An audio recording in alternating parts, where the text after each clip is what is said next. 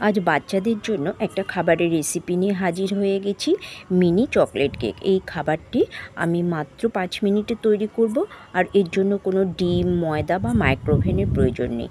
আপনারা বাড়িতে এই সুস্বাদু এই কেকটি বাচ্চাদের জন্য তৈরি করে দিতে পারবেন চটজলদি। তাহলে চলুন শুরু করা যাক আজকের রেসিপি। আমি আটা নিয়ে নিচ্ছি 1 কাপ। আমি একটা চালনিতে নিয়ে নিয়েছি, সব কিছুই আমি এভাবে চেলে নেব। গুঁড়ো দুধ দেব আমি। দেখুন, যে 10 টাকার ছোটো ছোটো গুঁড়ো দুধের প্যাকেটগুলো পাওয়া যায়, সেই প্যাকেটের 1 প্যাকেট গুঁড়ো দুধ আমি এর মধ্যে দিচ্ছি। আর এর সাথে দিয়ে দিচ্ছি 1/2 কাপ গুঁড়ো চিনি। যে কাপটা মেপে আপনি আটা নেবেন সেটা মেপেই কিন্তু দিতে হবে, আর সব কিছু মেজারমেন্ট করেই কিন্তু করতে হবে। এটাও আমি আস্তে আস্তে চেলে নেব। যদি বড় চালার কিছু থাকে তাহলে আপনারা একসাথে সব কিছু দিয়ে এভাবে চেলে নিতে পারেন।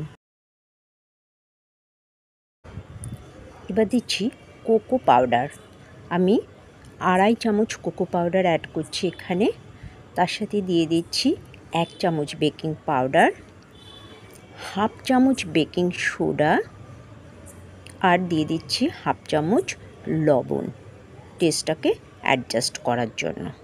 এবার এটাকেও আমি নেড়ে মিশিয়ে নিচ্ছি। এটি আপনারা বাচ্চাদের স্কুলের টিফিনে বা বিকেলবেলার টিফিনেও কিন্তু আপনারা এই রেসিপিটি করতে পারেন। ভালো লাগলে অবশ্যই লাইক কমেন্টস করে দিয়ে উৎসাহিত করবেন বন্ধুরা। দেখুন, আমি পুরোটাই এভাবে চেলে নিয়েছি। এবার সব একটু ভালো করে আমরা মিশিয়ে নেব। এর আগেও আমি বাচ্চাদের টিফিনের বা বাচ্চাদের খাবারের জন্য অনেক রেসিপি শেয়ার করেছি, এটা দেখার জন্য অনুরোধ করছি। দেখুন, মেশানো হয়ে গেছে, আমি সাইড করে রেখে দিয়ে অপর একটি পাত্র নিয়ে নিলাম। এর মধ্যে আমি দিচ্ছি 2 কাপ দুধ। রুম টেম্পারেচারে রাখা দুধ দেবেন, কাঁচা দুধও দিতে পারেন বা আগে ফুটিয়ে ঠান্ডা করে নিয়েও দিতে পারেন। আর এর সাথে দিয়ে দিচ্ছি আমি 1/2 কাপ তেল। আমি সাদা তেল এখানে সানফ্লাওয়ার অয়েল অ্যাড করেছি। অ্যাড করছি ভ্যানিলা এসেন্স। আপনাদের কাছে যদি ভ্যানিলা এসেন্স না থাকে অ্যাভয়েডও করতে পারেন, এটা জাস্ট ফ্লেভারের জন্য। আমি 2 tablespoon vanilla essence add করলাম। আর দিয়ে দিচ্ছি ভিনিগার। আমি ওই একই চামচ মেপেই কিন্তু সব কিছু দিচ্ছি।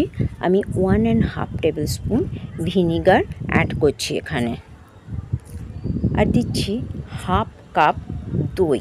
এটা ঘরে পাতা টক দই, ফ্রেশ দই দেওয়ার চেষ্টা করবেন, তাহলে কিন্তু খেতে বেশি ভালো লাগবে। এবার একটু হাতে 2 মিনিট সময় নিয়ে খুব ভালো করে মিশ্রণটাকে কিন্তু মিশিয়ে নিতে হবে। আর চেষ্টা করবেন যাতে একই ডিরেকশানে মিশ্রণটাকে তৈরি করা যায়। একটু স্পিডে করবেন, দইটা যেন মিশে যায় খুব ভালো করে, কোনো লাম্পস না থাকে। একটু স্পিডে কিন্তু মিশ্রণটাকে মিশিয়ে নিতে হবে। মিশ্রণটা তৈরি হয়ে গেছে। এবার আমি আটার সাথে যে আইটেমগুলো সব মিশিয়ে রেখেছিলাম তার মধ্যে আমি অল্প অল্প করে দুধের মিশ্রণটা ঢালবো, আর এভাবে ঘেটে ঘেটে মিশিয়ে নেব। একবারে কিন্তু পুরোটা দিয়ে দেবেন না, তাহলে সেটা ভালো হবে না। অল্প অল্প করে মিশ্রণটা দিয়ে কিন্তু আপনাকে ব্যাটারটা তৈরি করতে হবে। আপনি যত ভালোভাবে ব্যাটারটা তৈরি করতে পারবেন, খাবারটা কিন্তু ততটাই সফট হবে এবং হেলদি হবে। বাচ্চারা ভীষণ পছন্দ করবে খাবারটি খেতে।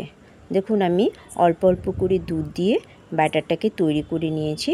ব্যাটারটা ঠিক এরকমই হবে, দেখতে পাচ্ছেন। এবার আমি একটা আপ্পাম প্যান নিয়ে নিয়েছি। আপ্পাম প্যানে এবার আমি 1 ফোঁটা করে সাদা তেল দিয়ে দিচ্ছি।